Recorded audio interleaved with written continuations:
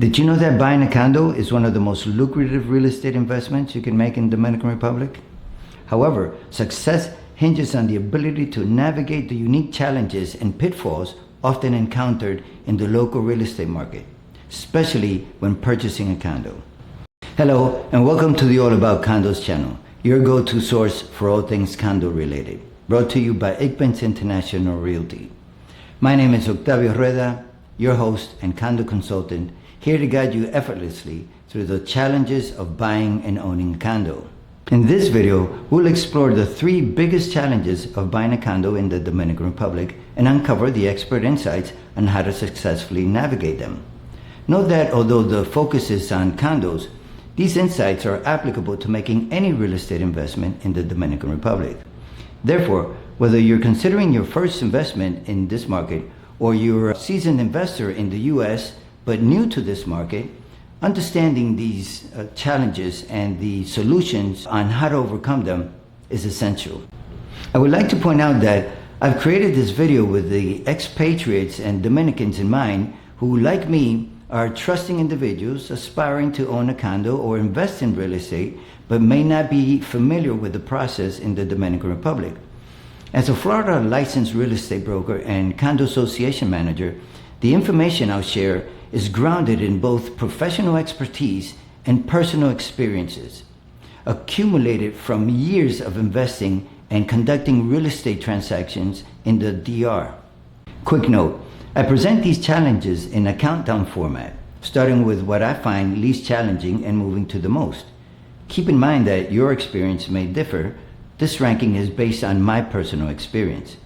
And for brevity, I will often abbreviate Dominican Republic to DR as it's commonly referred to.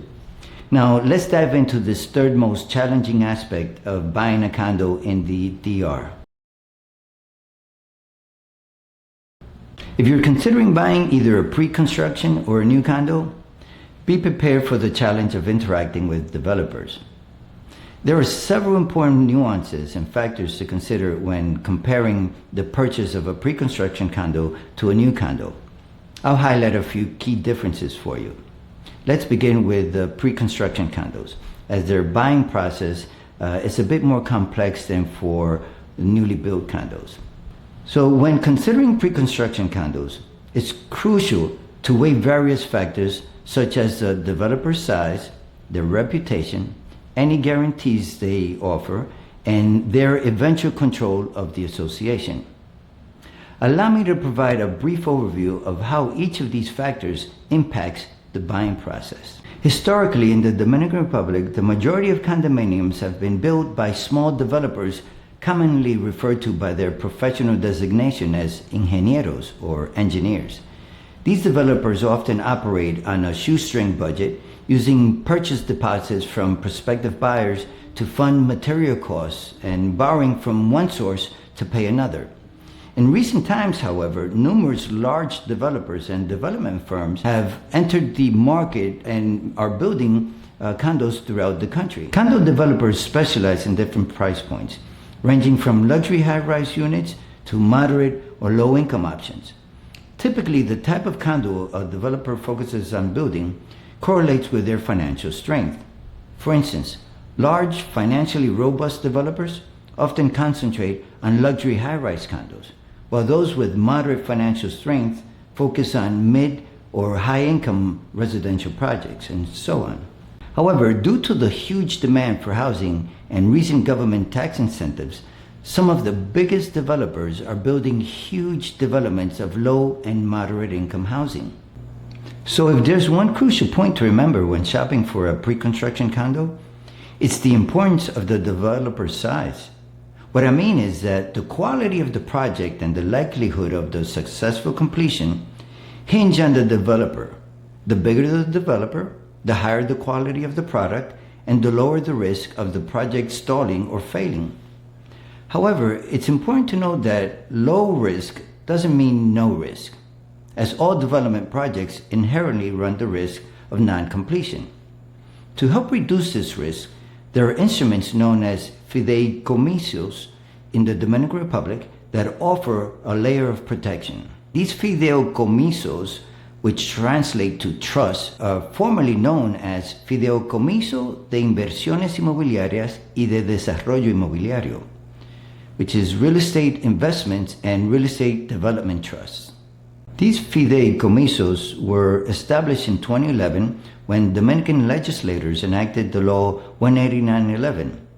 This law facilitated the development of the mortgage market and introduced various types of fideicomisos, one of which is the Fideicomiso de Inversiones Inmobiliarias y de Desarrollo Inmobiliario, to promote real estate investment and development. Since then, fideicomisos have become a commonly used mechanism in real estate transactions between national banks and developers. Simply put, the developer enters into a trust agreement with a fiduciario, a qualified bank, which then provides financing and oversees the construction and completion of the project.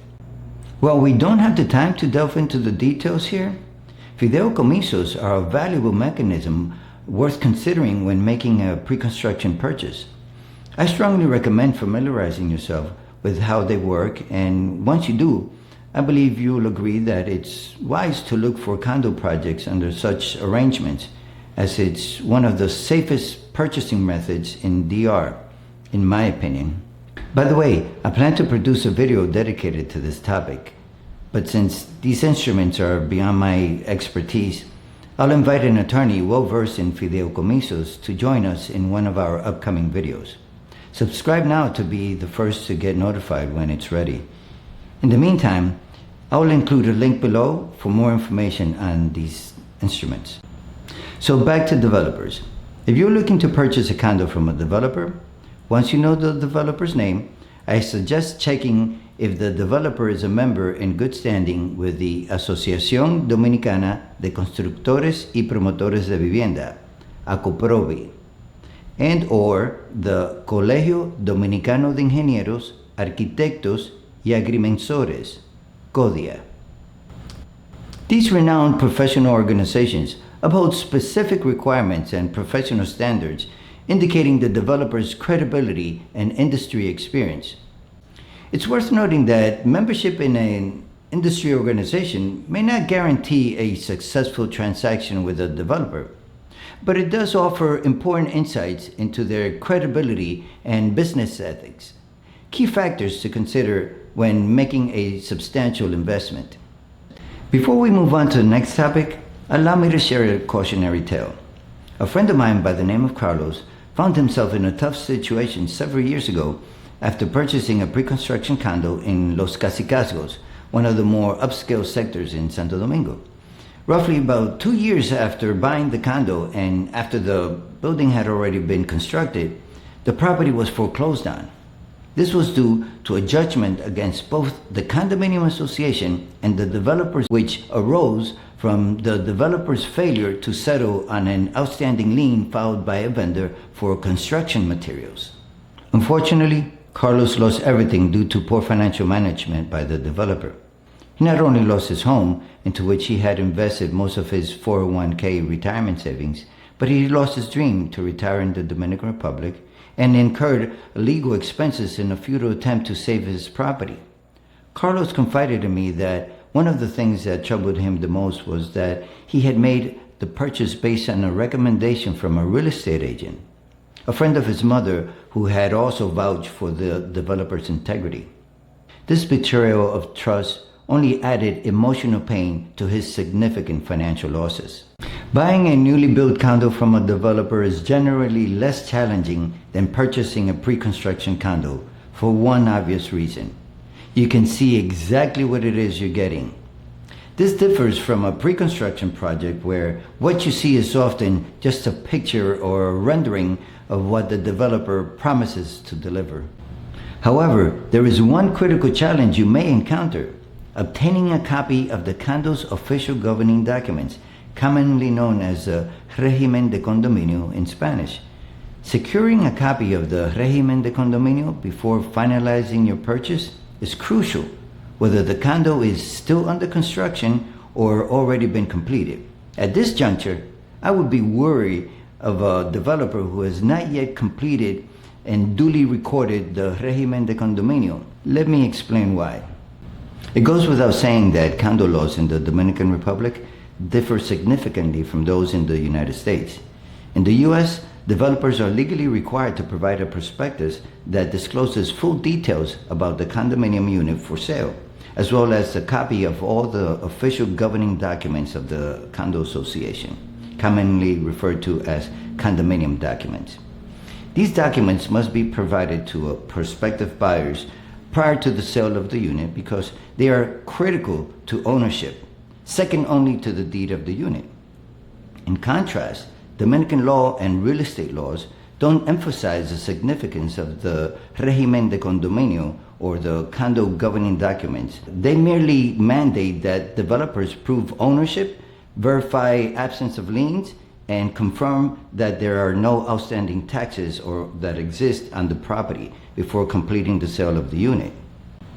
Therefore, securing a copy of the Regimen de Condominio is a crucial step in buying a condo in the Dominican Republic.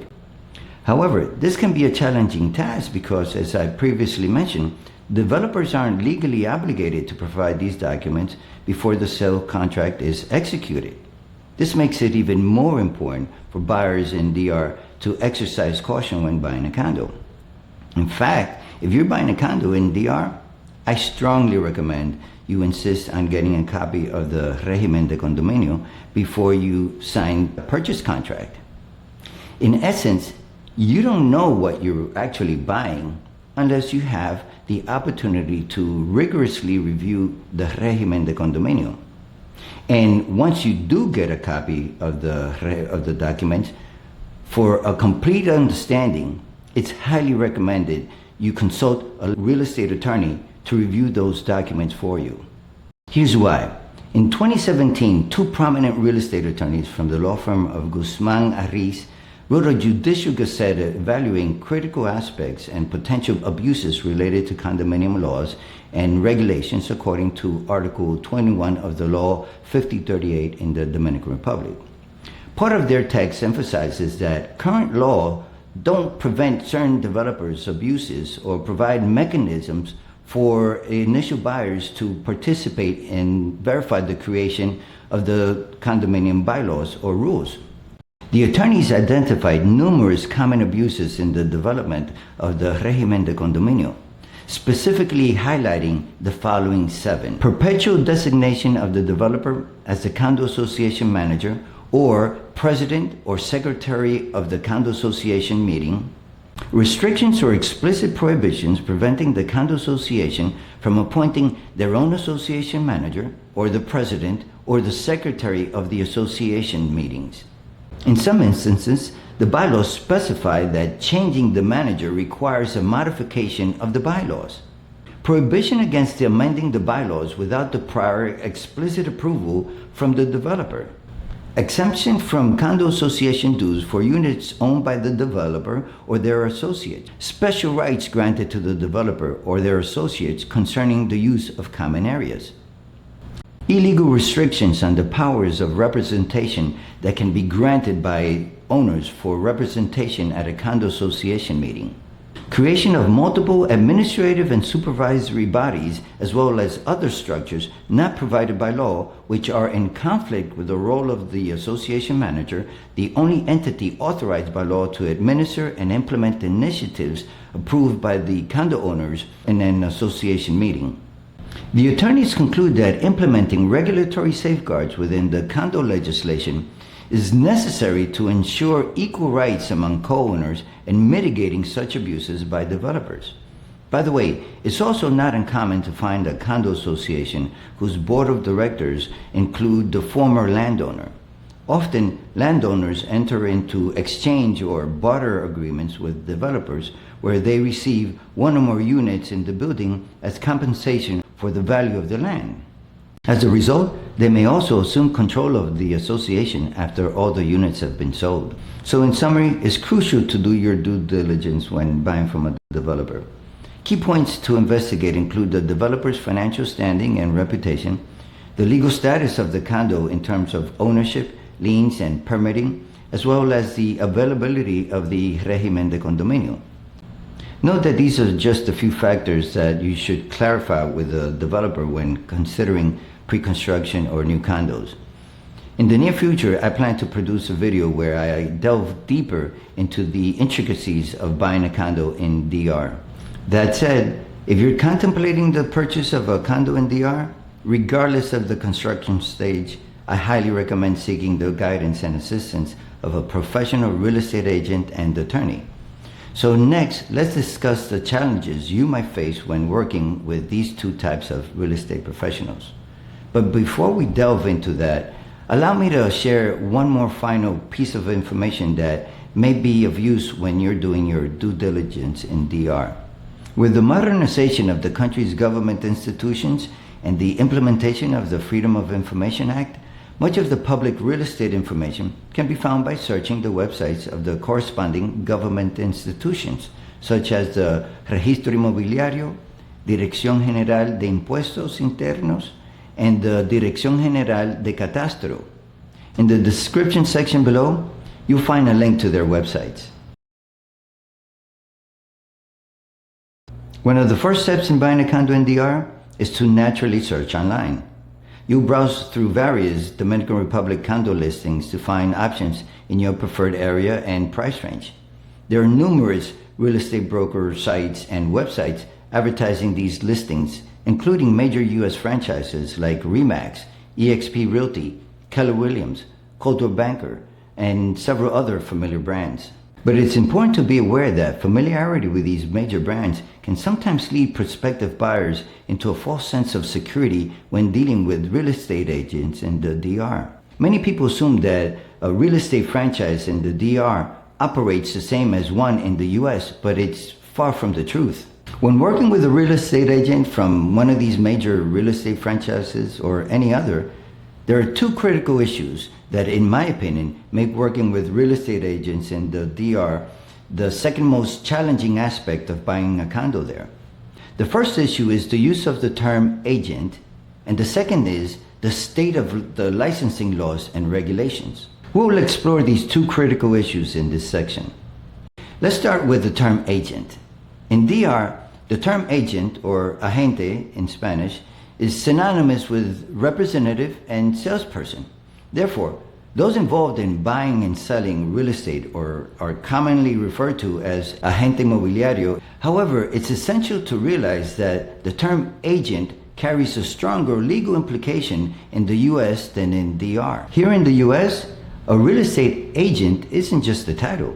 It comes with specific legal responsibilities towards clients, including fiduciary duties and obligations. Contrast this with the Dominican Republic, where real estate agents are not bound by such legal mandates. I'll explore this important distinction further later in this video. Just so you know, since understanding the role of real estate agents is crucial for prospective buyers, I've dedicated a separate video to this topic titled Making the Right Choice, a deep dive into hiring a real estate agent. This video focuses primarily on the concept of agency and brokerage relationships in the US, but many of the core concepts I discuss are universally applicable. Since the topic of agency is too much to unpack in this video, I highly recommend watching that one for more insights into the subject. The second crucial issue that complicates the process of working with or hiring a real estate agent or a agente inmobiliario in DR is the absence of licensing laws or regulations. This regulatory gap gives rise to four significant concerns that prospective buyers should be aware of. These are: the profession is open to anyone regardless of qualification. There are no mandated duties or obligations for agents. There is an absence of requirements for professional experience and education. And there are no regulations to prevent deceptive real estate advertising.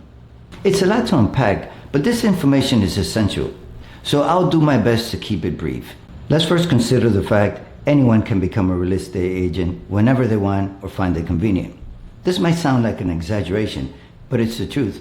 As an example, when I was setting up a real estate office in Santo Domingo several years ago, I asked around the neighborhood for an electrician to install a battery-operated electric converter. So an electrician came to provide the quote and handed me his business card, proudly stating that he was a perfect fit for the job because he was also a real estate agent.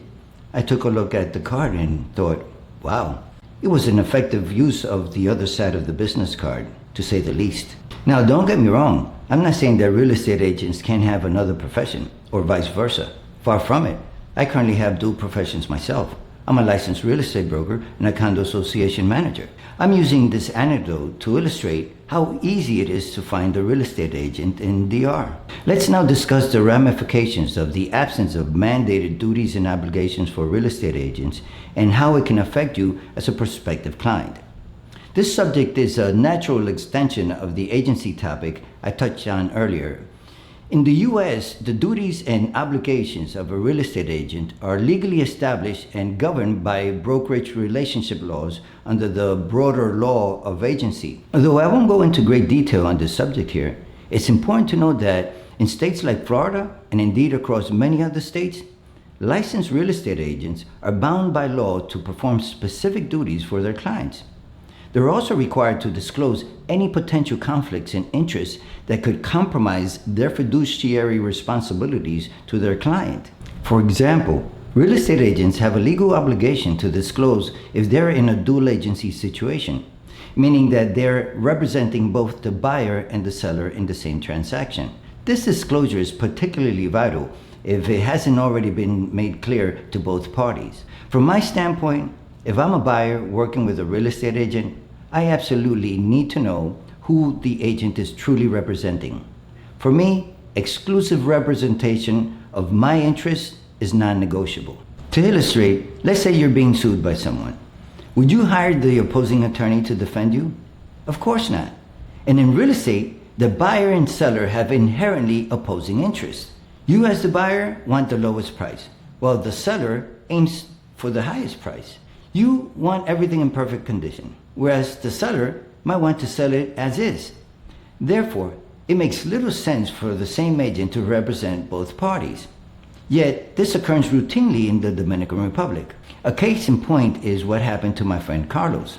Unbeknownst to him, his mother's real estate agent friend was acting as a dual agent working with a developer at the same time she made the sale to him.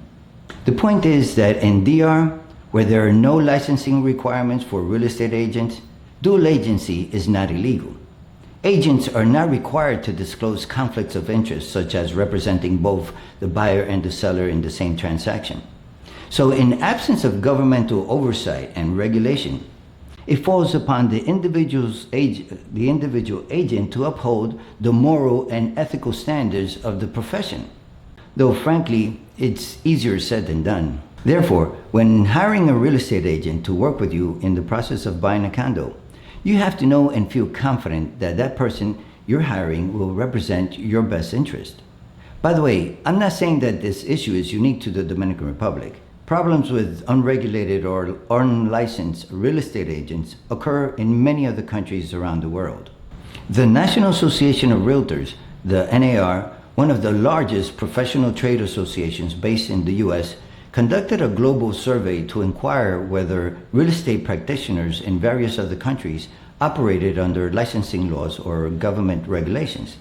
Of the 49 countries that responded, only 61% had licensing laws and regulations. A total of 9 Latin American countries responded, but the Dominican Republic was not one of them.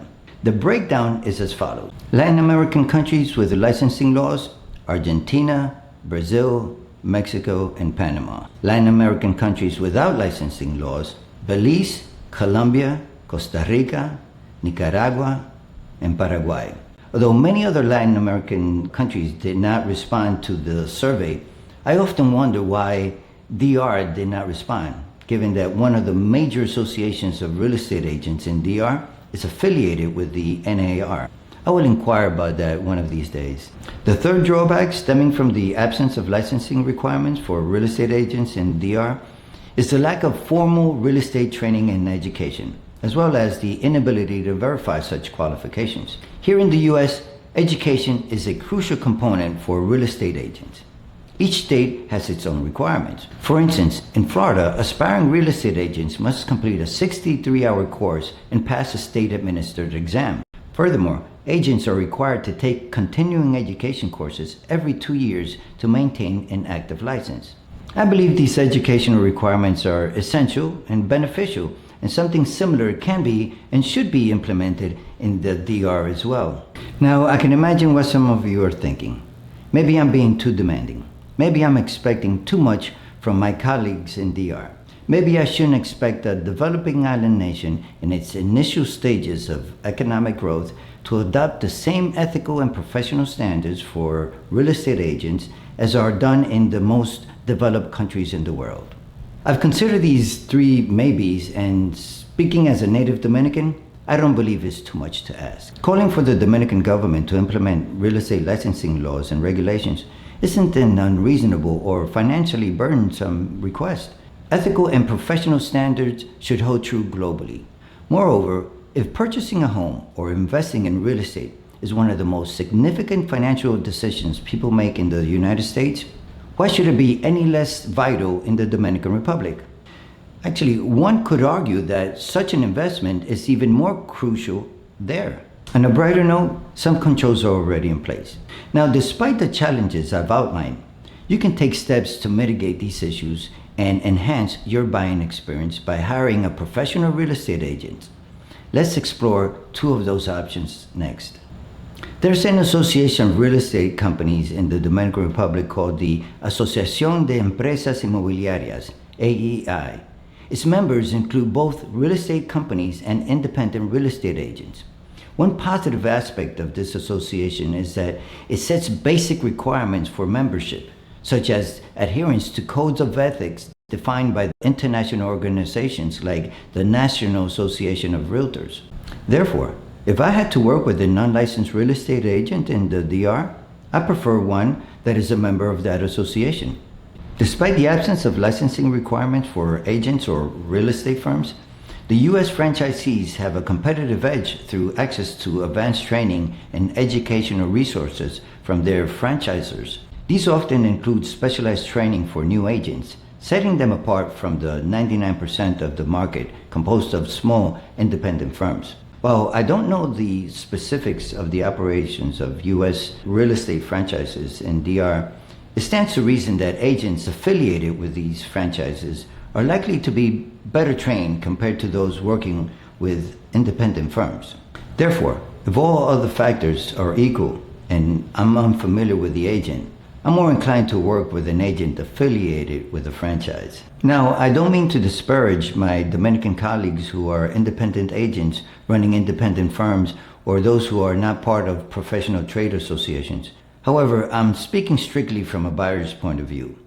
Therefore, given my knowledge of the Dominican real estate market, if I'm faced with the decision to hire an agent, my ideal choice would be one who is both a member of a reputable trade association and affiliated with a franchise or a national brokerage firm. And finally, now let's turn our attention to the fourth significant issue arising from the absence of licensing requirements: the absence of laws against misleading or deceptive real estate advertisements in the DR. If you find a stellar real estate agent who ticks all the boxes, one who is committed to representing your best interests, is honest, experienced, and possesses formal real estate education and training, then you're in good hands. A competent agent will make the process of buying a condo in DR a breeze. However, if you prefer to start your condo search on your own without immediately hiring a real estate agent, that's perfectly fine. In that case, let me offer a tip about browsing online listings. While the Dominican Republic has general laws designed to prevent false or misleading advertising, these laws are not tailored specifically for real estate advertising.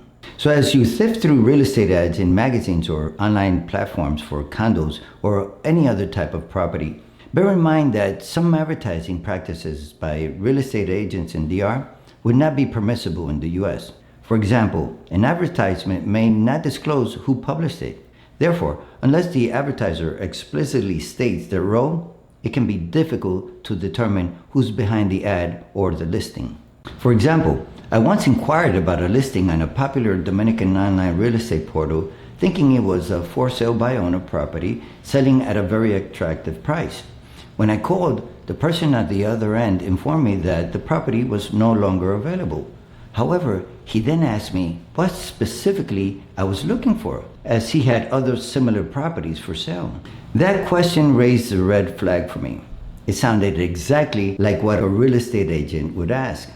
So I asked him, "Are you a real estate agent?" I was not surprised when he confirmed that he was. Essentially, he was using a bogus ad to fish for new clients. In the US, we refer to these types of tactics as bait and switch ads. Therefore, it's crucial to verify who is on the other end of the phone or behind the listing when you're searching for real estate on your own. All right, we're now ready to dive into the number one challenge. So let's assume that you've done all your due diligence, asked all the right questions, hired a top-notch real estate agent, toured a variety of condos, and along the way, savored what's great about being in DR. You then finally find the perfect condo to buy. A fantastic achievement thus far. Now comes the most challenging part of all. Finding a reputable, competent, honest attorney in the Dominican Republic can be quite challenging. If you're lucky, a close friend or one of your family members is an attorney. If not, you need more than just luck. You need time and plenty of due diligence. Hiring an attorney is not something you should take lightly in DR. At least, that's been my personal experience. In my opinion, finding a trustworthy, experienced, and honest attorney in DR is like finding the proverbial needle in a haystack. But then again, maybe that's just me. Be that as it may, when hiring an attorney in the Dominican Republic, there are a couple of things I strongly suggest you do, even if the attorney was recommended by a friend or a family member. First, check with the Colegio de Abogados de República Dominicana, the Dominican Bar Association, to see if the attorney is a member in good standing and if any complaints have been filed against them. I'll include the link to the bar's website with the contact information in the description below. Additionally, ask the attorney for several references, including current or former clients they have represented. Obtain their names and contact details, and don't hesitate to call and ask if they were satisfied with the attorney's services. These two steps might sound basic, but frankly, I wish I had implemented them years ago. I've always been too trusting, hiring attorneys based solely on recommendations without verification. Through the years, I've had to learn not to trust, but to verify. Finding an attorney in the DR that you can confidently rely on is not easy. Take my word for it. I've got the emotional and financial scars to prove it. I'm currently involved in lawsuits against 2 attorneys, and that's just from my most recent real estate transaction. By the way, if you encounter an attorney in the Dominican Republic who conducts business unprofessionally or against your best interest, I strongly recommend that you contact the Dominican Bar Association as soon as possible. This is especially crucial because there's a 1-year statutory limit on claims against attorneys. Furthermore, it's generally more effective to address an issue before you fire the attorney or replace them. So the Bar Association can serve your needs better or more effectively if the attorney is still officially representing you. I found the Dominican Bar Association to be highly responsive and quick in handling issues. To my pleasant surprise, claims filed against attorneys are typically called for a hearing within 15 days of filing. This is one of the fastest legal procedures I've encountered in the Dominican Republic. I wish I had known this years ago, as I've had my share of dealings with unscrupulous attorneys in the DR, enough to create an entire video based solely on my experiences. In fact, I'm considering launching a website to publicly list their names and invite others with similar experiences to post the names of unethical attorneys, after careful verification, of course. I'm not sure if a website or a database like that already exists, so if you're aware of one, please let me know. If not, I'd love to hear your thoughts on the idea. If you or someone you know has had unfortunate experience with the dishonest attorney in DR, please share your stories in the comments sections below. A project like this would be simple to implement, so together we can work to protect all those who seek to invest in DR from falling prey to unethical legal practices in the DR. If you'd like to join me in this effort, let me know. Well, that brings us to the end of this tutorial. As you know, knowledge is power. So being well informed is your best tool in maximizing your investment potential in the Dominican Republic's vibrant real estate market. Today we've uncovered the top 3 challenges that investors face in the Dominican real estate market and provided expert insights to help you overcome them. In summary, buying a condo in the Dominican Republic is a unique investment opportunity filled with potential rewards, but also inherent challenges. From understanding the local real estate laws to navigating cultural nuances, finding a professional real estate agent and a reputable attorney, the process can be very challenging. With careful planning, due diligence, and the right support, including a trustworthy real estate agent, you can turn these challenges into a stepping stone towards a successful investment. Thank you for joining us on this All About Condos channel. If you found value in this video, please like, share, and subscribe. Your support helps us to continue to provide you with valuable content. For personalized assistance or more in-depth insights, feel free to reach out to us. See you in the next episode where we'll explore more exciting opportunities for investments in condos in both US and Dominican Republic. Thanks again for watching and God bless.